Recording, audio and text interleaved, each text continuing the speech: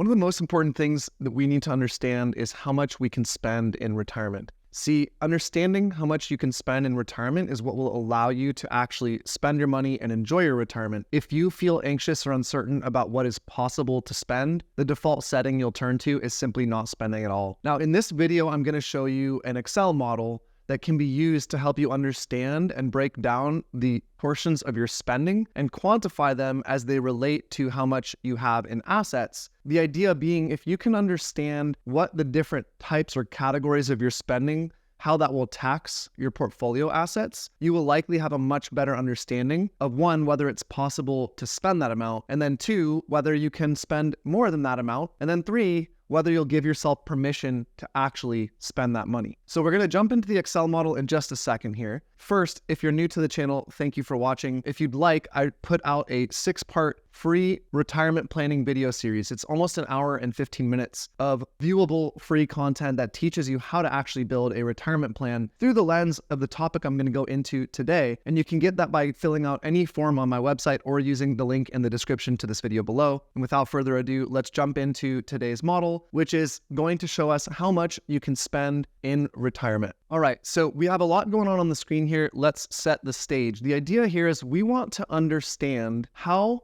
the expenses we incur in retirement will affect our portfolio's sustainability. Now, if you've watched other videos of mine, you will see a repeated concept that we call required portfolio income, which is a formula or method of calculating the absolute dollar amount your portfolio needs to kick off in order to support you during retirement. And that number can then be used to calculate the actual distribution rate that will be required, and therefore the longevity of your portfolio and also the size of the portfolio you need on the day you retire. Now, you can watch that more detailed video by clicking the link up here or going to the link in the description to this video below. But let's assume that you already understand that concept. Now we want to take that a step further and understand how the different buckets or categories of our expenses actually get supported, and then how they actually can be broken down into their own calculated distribution rate, so you can understand how to give yourself permission for buckets of spending. So I'm actually going to start a little further down on this Excel graph here, and we're going to start by going through the expenses. I believe there are 3 types of expenses we incur in retirement if we broadly categorically slice them. There's your mandatory or must-have expenses, which you can see here, totaling in this hypothetical example, $54,000. Then we have goals, or what you might consider discretionary expenses, and those can be annual and repeating, or those could be one-time. But the idea is each year you would sum up your goals or your extra miscellaneous desired spending. Let's assume this $50,000 bucket we're showing on the screen here might be something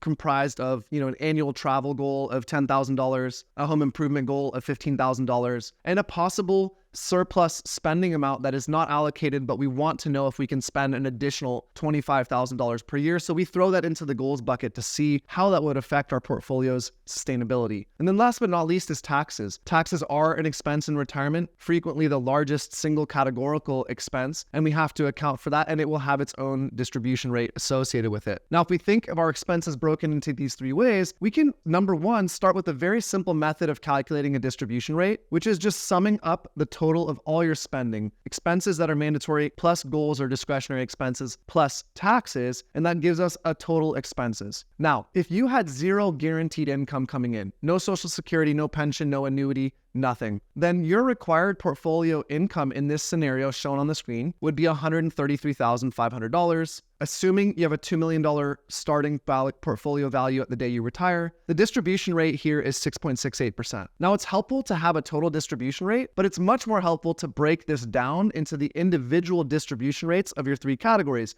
because obviously you're going to make evidence-based decisions. For instance, the first thing you're going to want to cover in your retirement is going to be your must-have expenses. And you can see that right here. We have a box called coverage ratio, and then we have a distribution rate to cover. And if we only had a limited amount of money and we were worried about our distribution rate getting out of hand, we would start by just simply trying to figure out how much as a percentage of our total portfolio value might it cost us to cover mandatory expenses. And you can see right here, covering just mandatory expenses requires a 2.7% distribution rate. Now that doesn't seem so bad. And now we know that on top of that, we can potentially consider increasing the portfolio's tolerance, or how much we spend out of the portfolio, because 2.7% feels reasonable potentially to you. If we move along this example, we can now see that we have a distribution rate to cover of 2.5% if we include our, now for just the goals or the discretionary spending. So it takes an additional 2.5% tax on our portfolio to now take care of that $50,000 discretionary expense. And then we have an additional 1.5% to cover our taxes in order to support the income that would be generated for all of these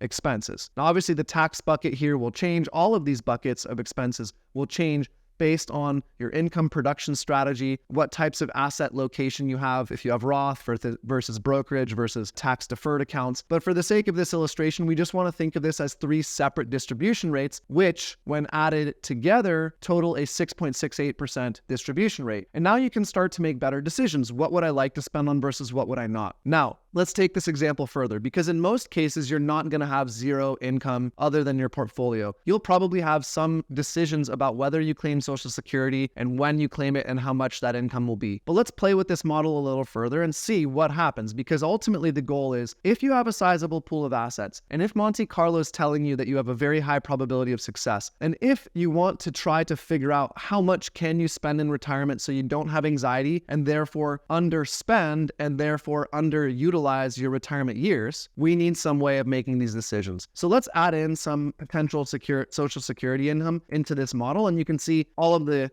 ratios and stuff down below have updated. And what we can see here is with $20,000 of Social Security income, at a high level, our total annual distribution rate over here has gone down by 1% roughly. And that's because the required portfolio income, meaning the income needed to be generated by your portfolio assets, has gone down by $20,000. Now we have a coverage ratio of our must spend expenses of 37%, and we have a distribution rate to cover the difference of our must spend expenses of 1.7%. This just gives us more knowledge. Now, it still takes a 2.5% additional distribution rate to cover discretionary spending, and it still takes an additional 1.5% distribution to cover taxes. Let's play this out a little further. What if we have 2 spouses and both claim Social Security, the first at $20,000 per year and the second at $18,000 per year? And now you can see things get even more favorable. Now the total distribution rate drops to 4.78%. The coverage ratio for our mandatory expenses is now at 70.37%, which means that our guaranteed income is actually covering most of our mandatory spending. And that can give you a much greater sense of stability, because now you can play with other things. We need a very small distribution rate to cover our mandatory spending, 0.8%, less than 1%. And now we can come to this goals or this discretionary expense, and we can say, hey, maybe knowing all this information, I might say, wow, I feel really good about the fact that my mandatory expenses are covered, but maybe I would trim back on some goals just to bring this distribution rate more in line with, my predilections or my comfort level. So maybe instead of spending $50,000, I'll spend $40,000. I'll cut $10,000 of surplus or desired spending. And now you can see that the distribution rate went down by 0.5% here, and the total distribution rate went down another 0.5%. Now, if you were running this in a financial calculator, you would also see the taxes go down, because obviously the less money you need to distribute from portfolio and the less total money you need to construct income from, or the less money you spend in retirement, the less taxes you'll pay. It's just simply a factor. So we might have this tax category go down to $24,000, and this is all hypothetical, but you'd see that as these numbers go down, the total distribution rate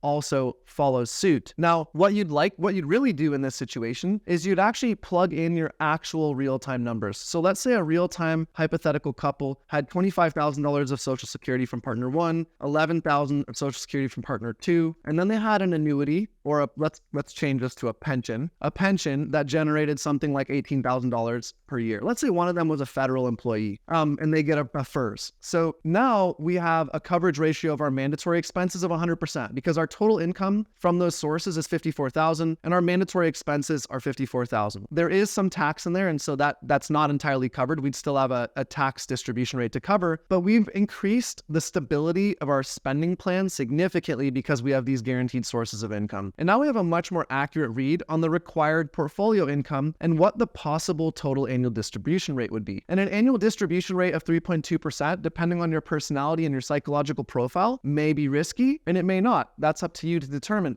But now that you understand that your base expenses can be covered and it's only discretionary expenses and taxes that must be covered from the portfolio, you can make much better decisions and therefore give yourself more permission to spend or not spend. Now, I'll make this model available in the description to this video below. I'll also email it to you if you submit any form on our website and go into the email chain for the longer retirement planning video series. But what you should do is play with this type of model and help yourself understand the actual bands or the individual distribution rates to cover the categories of your spending. And hopefully that will give you a much greater sense of understanding and control over spending decisions. And hopefully my wish for you is, if you've done a great job being a strong saver and you'd like to spend money in retirement but find yourself struggling to give yourself permission to do so, hopefully a model like this and a conversation or dialogue like the one I've just had with myself will give you that permission that you seek. So I hope you found this video useful and helpful. Thank you for your time and attention. Again, if you are interested, there's a free 6-part video series, and it's not for the faint of heart. It is deep, it's in-depth. There's all sorts of models. I show planning tools and spreadsheets, but you are welcome to submit any form on my website and I will email you that video series for free. You should presumably be able to use it to answer many of your retirement related questions. You can submit any form on my website and get that emailed to you for free. As always, you can place comments, questions, or concerns in the comment section below this video, and I'll be happy to address them. And if you'd like, you're more than welcome to schedule a free consultation with me and my fiduciary fee-only financial planning team on our website at www.thepeakfp.com. As always, thank you for your time and attention. See you in the next video.